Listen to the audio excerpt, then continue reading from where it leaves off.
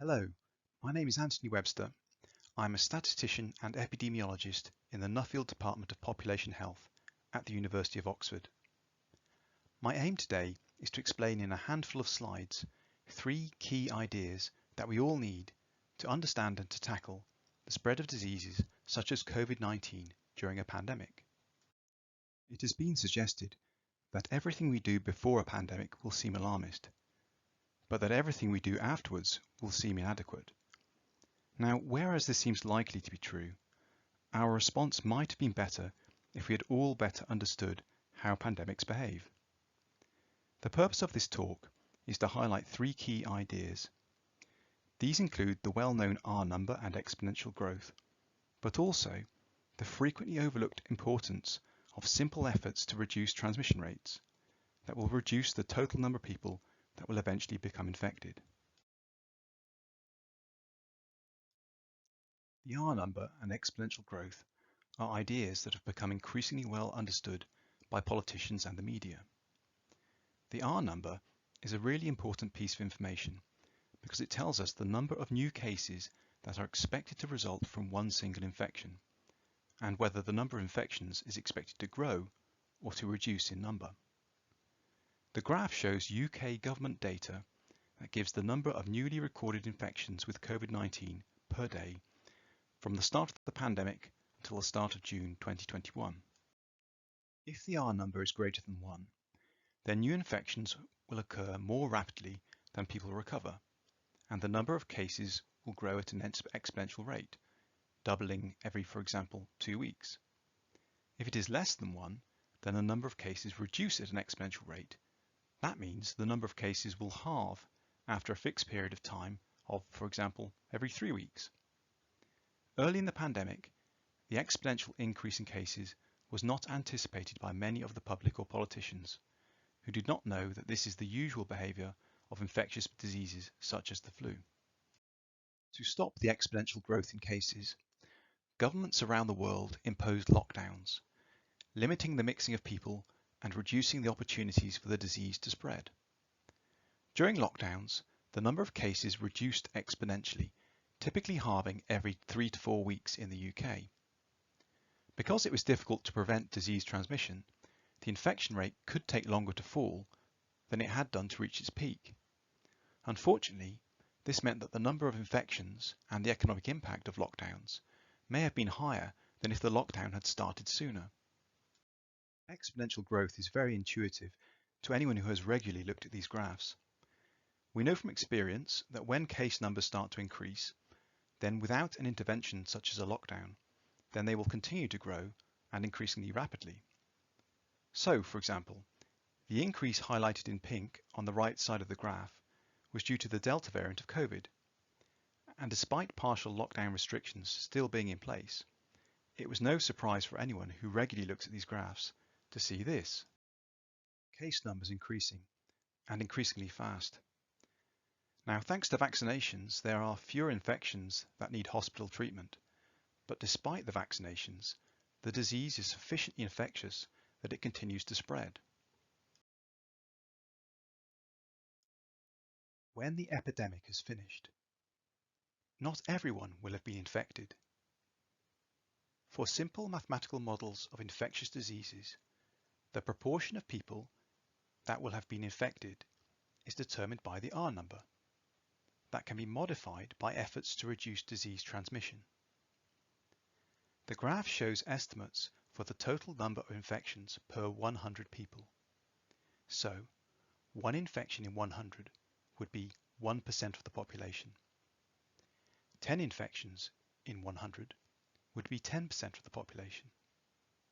And 90 infections in 100 would be 90% of the population. For example, if the R value is 2.5, then without an intervention to reduce it, then by the end of the epidemic, roughly 90% of the population will have been infected, or 90 out of every 100 people. However, interventions such as face masks and social distancing can reduce the R value.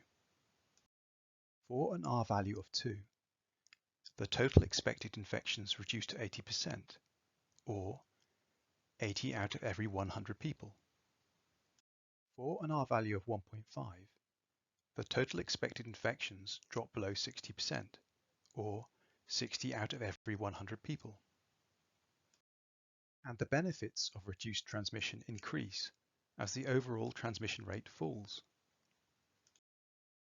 So if R drops from 1.5 to 1.2, it roughly halves the expected number of infections, from 60% to about 30%, or 30 out of every 100 people. This is why, even when infection rates are low, we should continue to take all reasonable precautions to reduce and prevent infections. Various things can help us to reduce infection rates. Examples include keeping a sufficient distance from other people, sometimes referred to as social or physical distancing, improved ventilation, wearing face masks to reduce the chance of passing infections to other people, and reducing our interactions with other people, or shielding. These measures all act to reduce infection rates and to reduce the expected total number of infections. But as a bonus, the benefits of reduced transmission increase as the overall infection rate falls.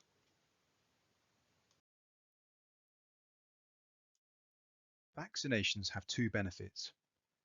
Firstly, they reduce infections. The majority of vaccinated people will not become infected. Secondly, if you are infected, they reduce your risk of severe disease. Unfortunately, the Delta variant was sufficiently infectious that it continued to spread in the UK even when the majority of the population had been vaccinated. The unvaccinated were at greatest risk of infection, but a proportion of vaccinated people also became infected. Some infections can be severe and need hospital treatment. This graph uses UK government data to show the proportion of people who were admitted to hospital after testing positive for COVID-19. For example, a proportion of 0.1 hospitalizations per test means that 1 in every 10 people who test positive for COVID-19 were later admitted to hospital. In general, hospitalization rates due to COVID-19 are strongly dependent on the age of the people infected, so there will be fewer hospitalizations per infection if the infections are mainly among school or university students. This is likely to be the main source of the variability in the hospitalizations per infection that the graph shows. The UK vaccination programme began at the end of 2020. If infected, vaccinated people are less likely to need hospital treatment. Careful statistical studies are needed to estimate the influence of vaccinations on hospitalization rates for different age groups. Nonetheless, there appears to be a very clear downward trend since the UK vaccination programme began, with fewer hospitalizations per infection as more people have received one or both vaccinations. While infections remain high, there is a risk to everyone, even if you have been vaccinated. For COVID-19, the risks include serious infections and longer-term symptoms called long COVID that can take several weeks to clear.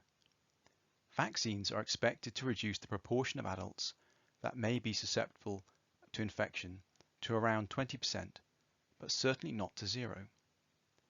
This is why simple precautions to reduce disease transmission, such as distancing and face masks, must still be used. These can reduce the total number of infections and, as a result, reduce the total cases of severe disease and long COVID that will occur. During July 2021, many of these precautions will become voluntary.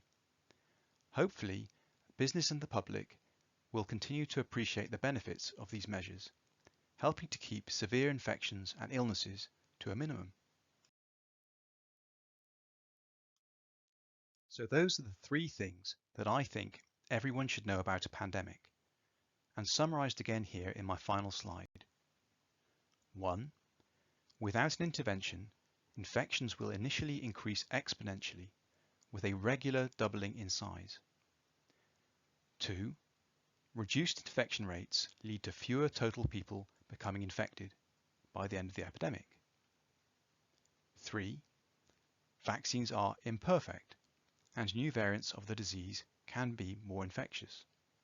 However, perhaps the most important point now is that while infections are common, your efforts to reduce infection rates will also reduce cases of long COVID, of severe infections, and of death. That is why, while infections are common, we should continue to wash our hands regularly, wear face masks when indoors, keep our distance from others, minimize social contact, and follow the advice of health experts to help keep everyone safer. I would like to thank you for your attention and to wish you all good luck with your future work and studies.